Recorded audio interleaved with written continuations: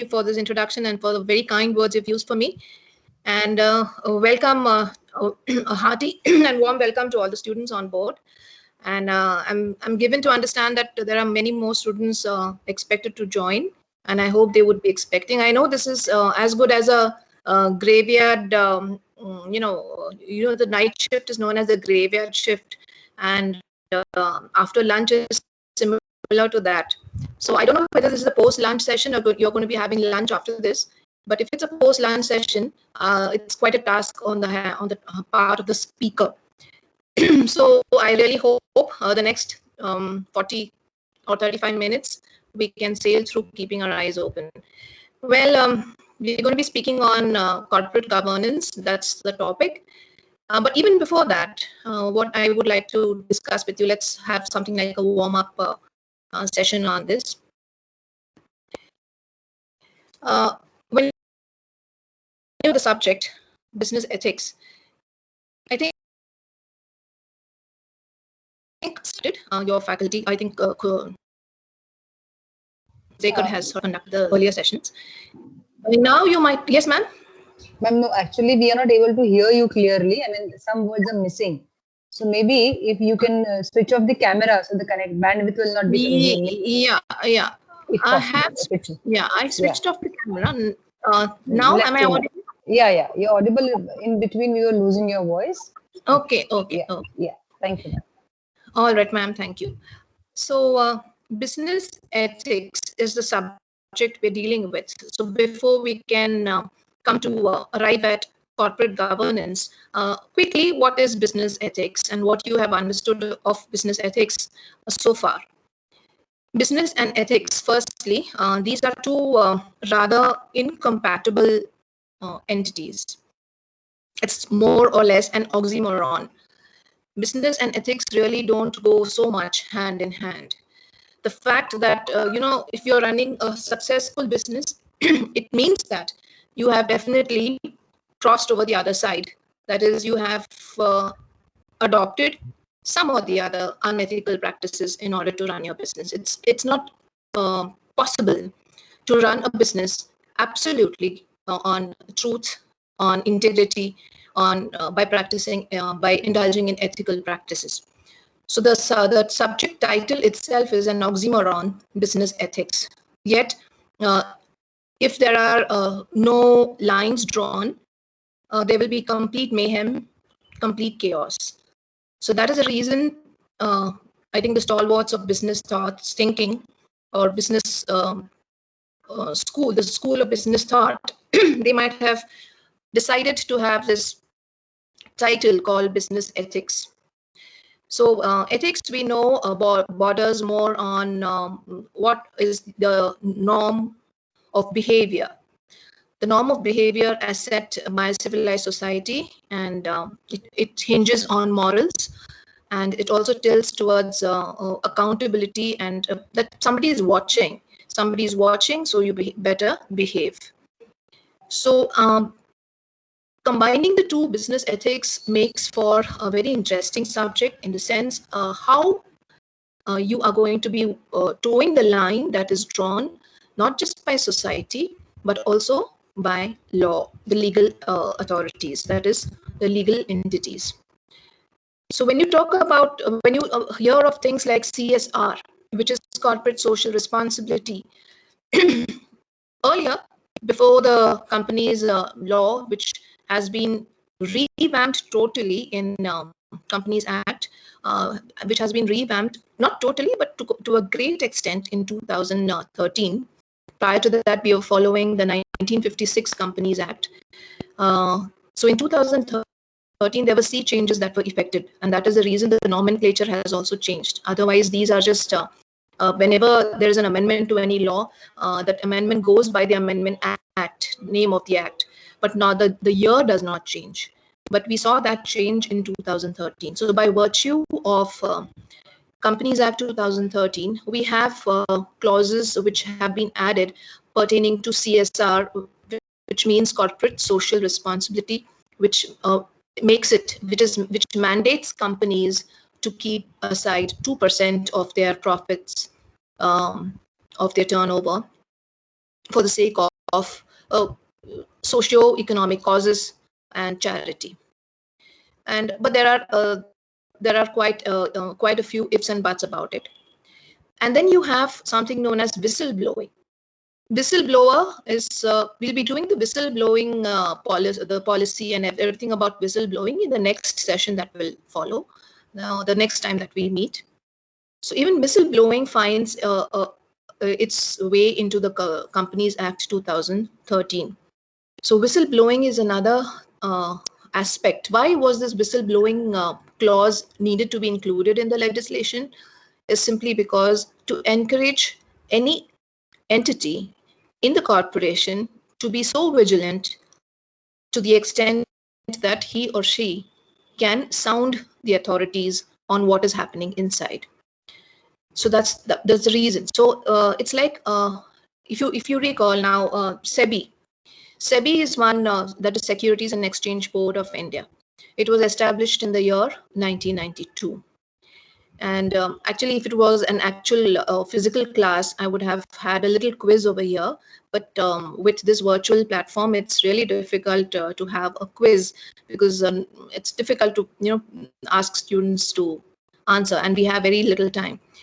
So SEBI was a very dormant legislation until one great man decided to have people run for their money, while he himself minted millions. And that one man was Harshad Mehta. So the Harshad Mehta scam, which happened in through the through the 90s, through the late 80s it started, and the 90s, it prompted SEBI to actually sit up and take notice. Until then, SEBI was one legal entity which really did not have teeth. So SEBI was given autonomy. SEBI was given a lot of power so that its teeth can be sharpened and it can assume the role of a watchdog. So all these legislations. Now, if you look at the US has the SOX Act, that is the Sarbanes-Oxley Act legislation, which came around the year 2000. 2000, they started thinking about it. 2002 or so, it was passed. Then you had the Cadbury's Commission report by the UK. That was also around the same time, because around the same time, a lot of things were happening. That is, people, smart guys, smart Alex like Harshad Mehta, and there are many such names, Ketan Parekh and all that, such smart people, because it takes a lot of brilliance to effect these kind of scams. So they were cropping up everywhere, in all places, whether it's Wall Street or whether it is the Bombay Stock Exchange. So alongside these legislations were coming up, which were sharpening their teeth in order to make it difficult for scamsters and fraudsters to carry out, to ply their ware. So corporate governance also found its way into legislation. So you have a mention of corporate governance also in the 2013 Indian legislation on Companies Act.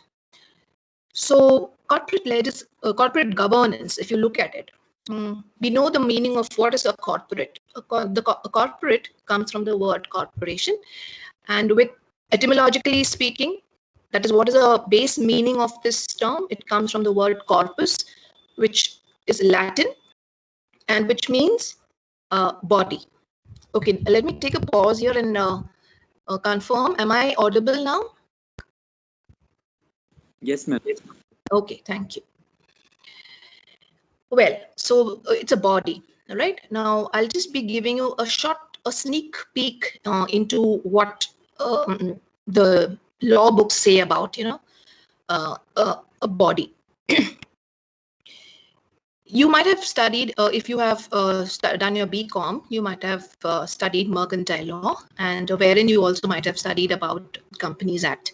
And the legislation perhaps that you have studied would be largely the parent legislation, which is the 1956 legislation, and also the changed the amended legislation, that is the 2013 legislation. But the base meanings cannot change. So what is a corpus, a body, a person, the definition of a person? Legally speaking, the definition of a person is an entity that has got rights attached to it. So rights and privileges which are conferred on an entity by virtue of law. That entity becomes a person.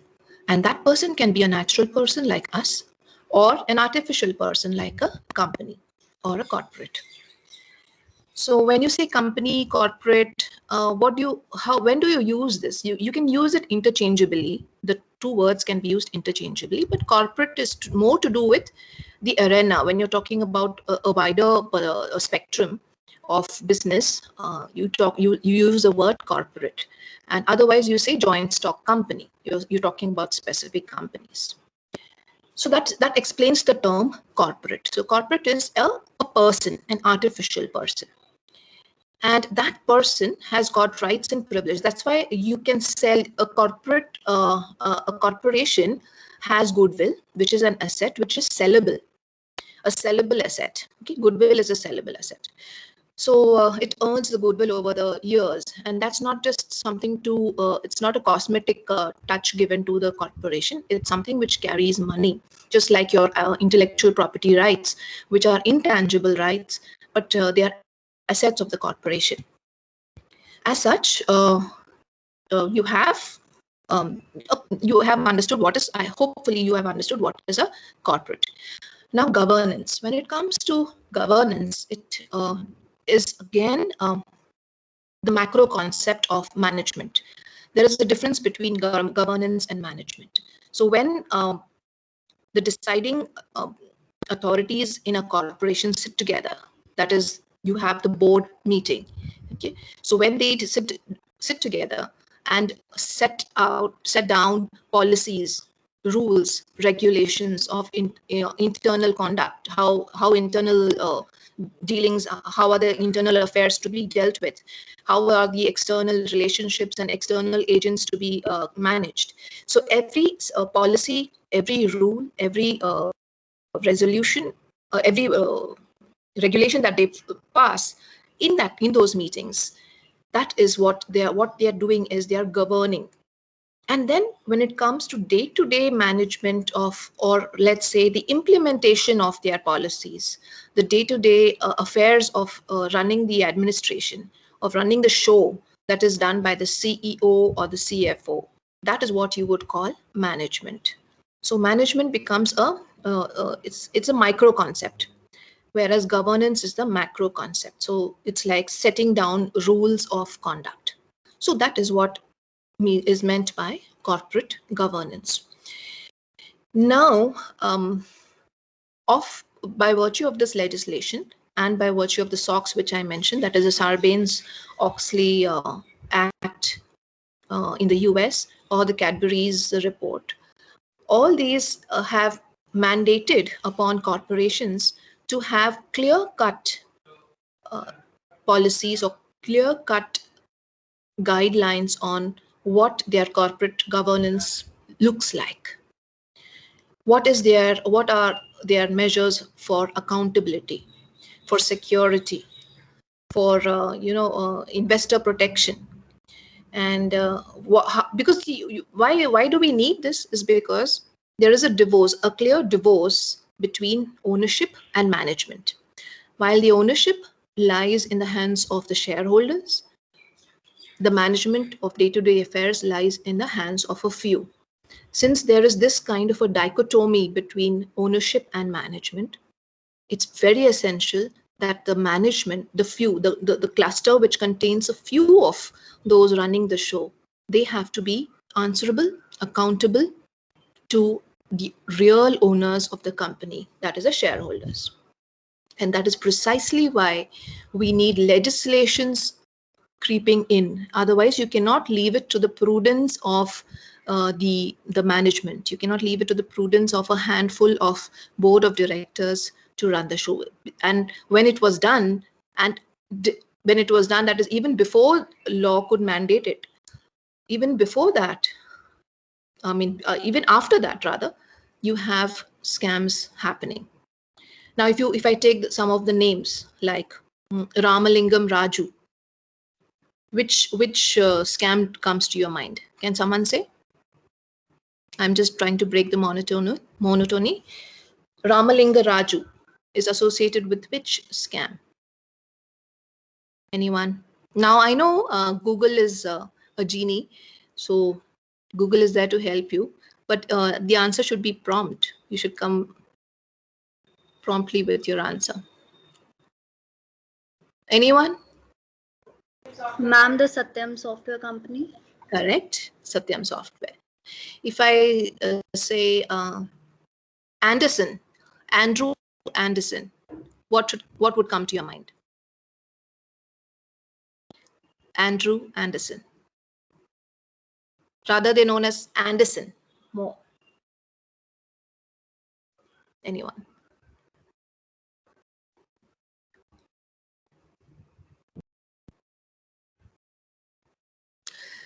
Okay, that's to do with the Enron debacle, the Enron fiasco that we had in 2001. Anderson, they were the auditors, the auditing company. Okay, if I mention Rana Kapoor, what comes to your mind? Yes Bank. Yes Bank, correct. If I mention V Siddhartha,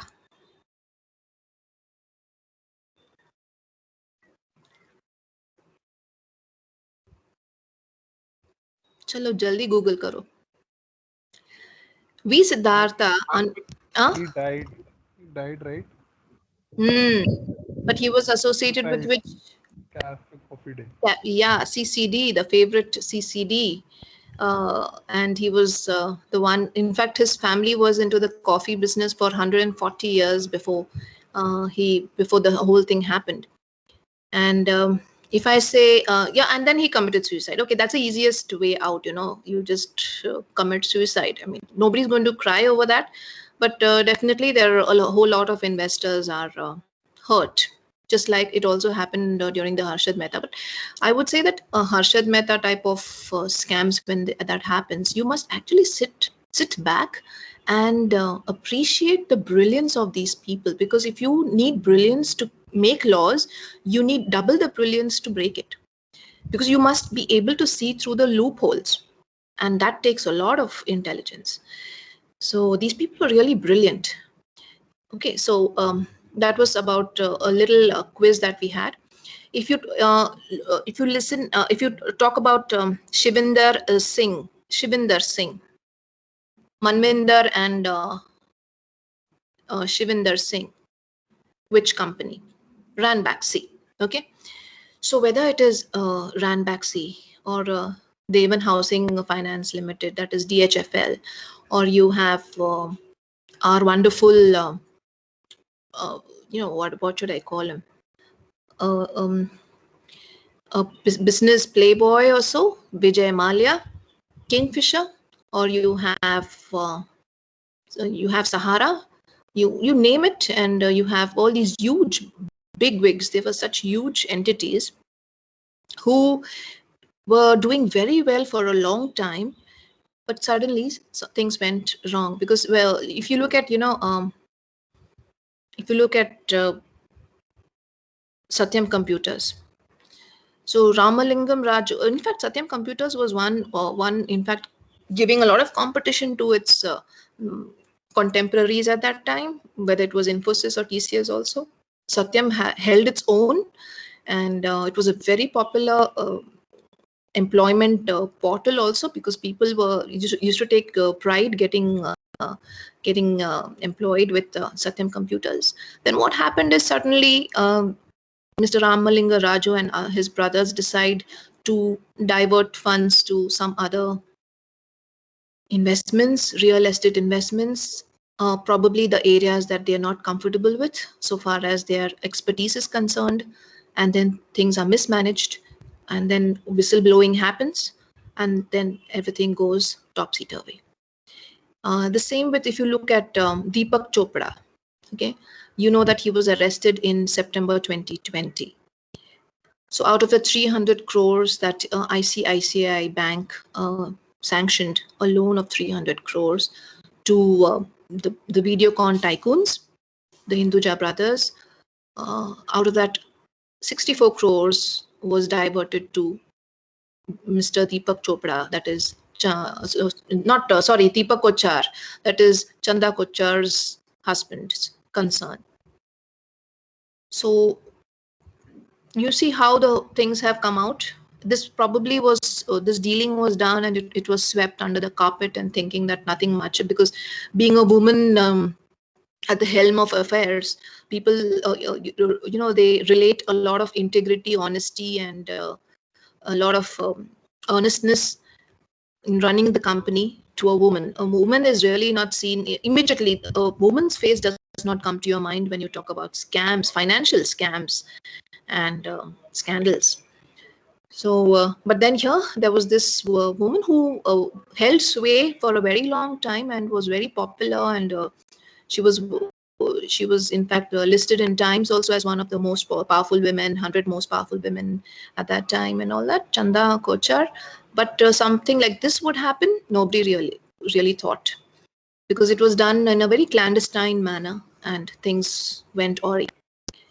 So all these scams and scandals and fiascos and debacles keep happening despite the law. So whether the law is there or not, there are smart Alex who can actually sidestep all this and see through the loopholes present in the law books.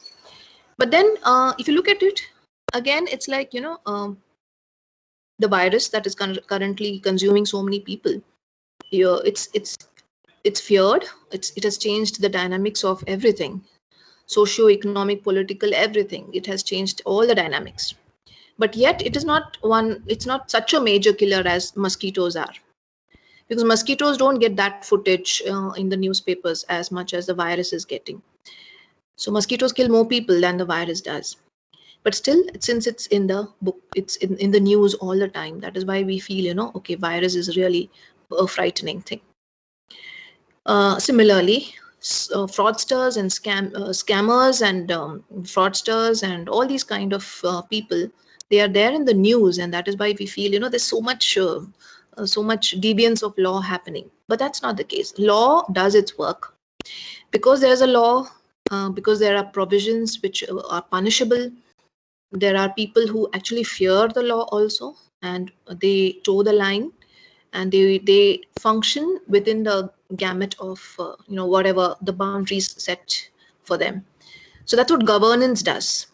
Governance sets boundaries, and it's expected that the one running the show, that is the second entity, not the owners, the ones running the show, must function within the boundaries that are set. And this boundary setting is done by the governing board or the board of directors. So this was what I wanted to share initially when I had to show you some of my PPTs also. We will be discussing corporate governance from a case study. I actually wanted to go into the details of Enron and Satyam. So some of the cases, DHFL, Enron, Satyam, we'll be doing a case study, because I think MBA in most elite B schools, you have the MBA, most of the subjects in MBA which are studied through case study. So you study a case and then you derive the theory out of it. Because if I'm going to be telling you what are I have prepared all the purposes and objectives and principles and what you call the key pillars of corporate governance. All this is there, said and done.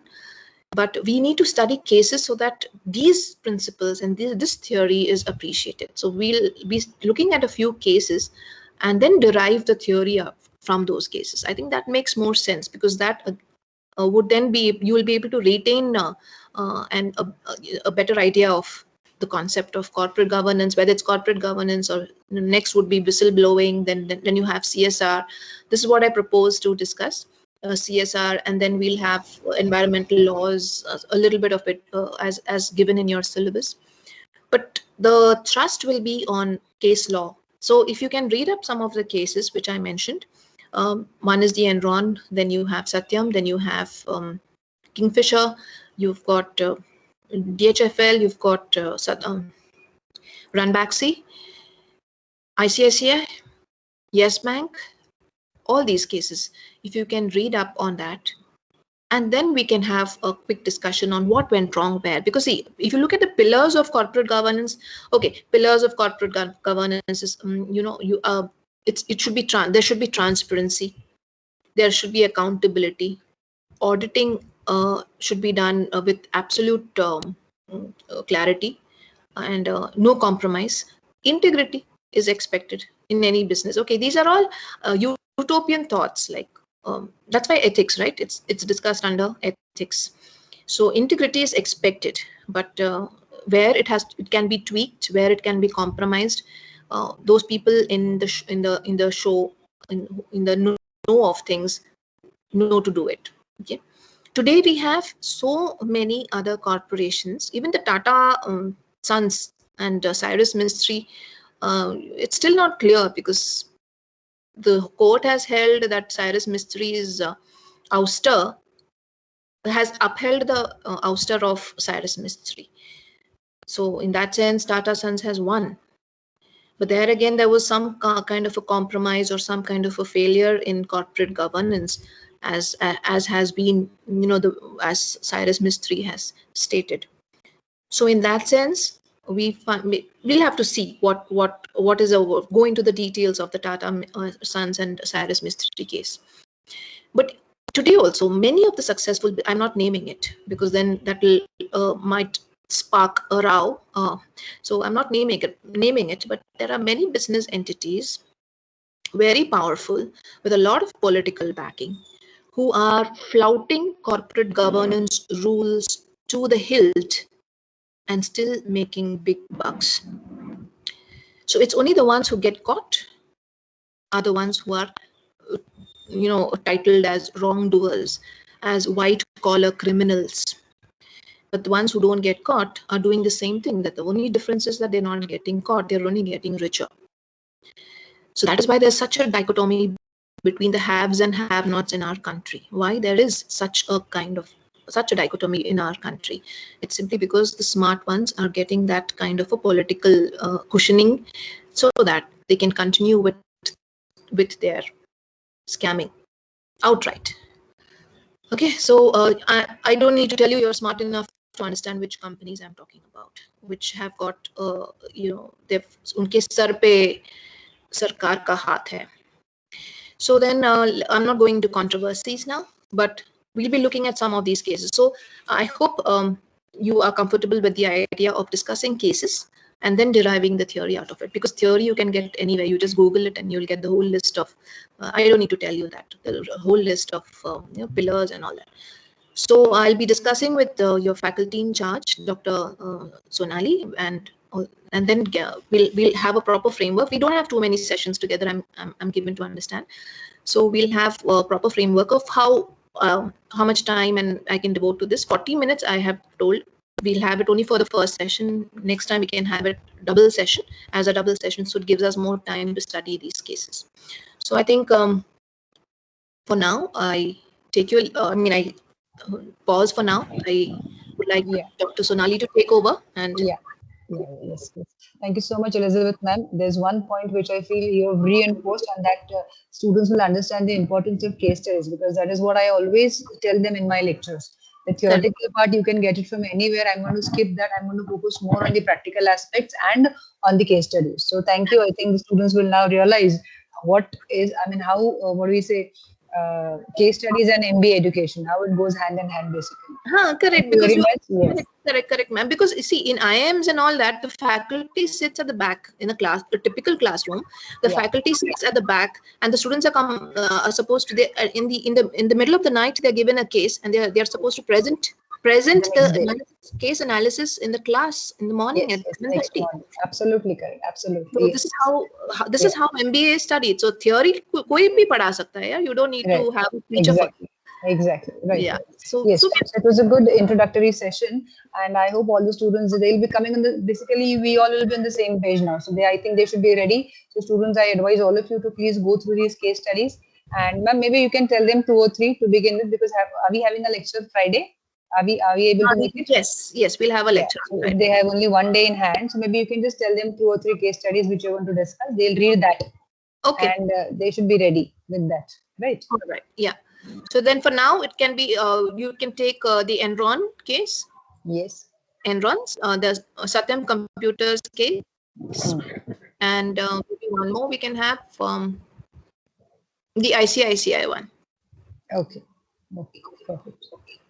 Right. So, Okay. Yeah. Right, ma'am? Yeah. And right, students, thanks for your patience. Yeah, and students, I'll give you the details next time about the link and the timing and everything. On this note, we would like to wind up because the students have another session. Thank you very much, ma'am, for making it convenient. And we'll be having another, of course, we'll be having few more sessions on the set subjects. Thank you so much, ma'am. Thank you for having me, ma'am. Yeah. Bye-bye. Bye-bye.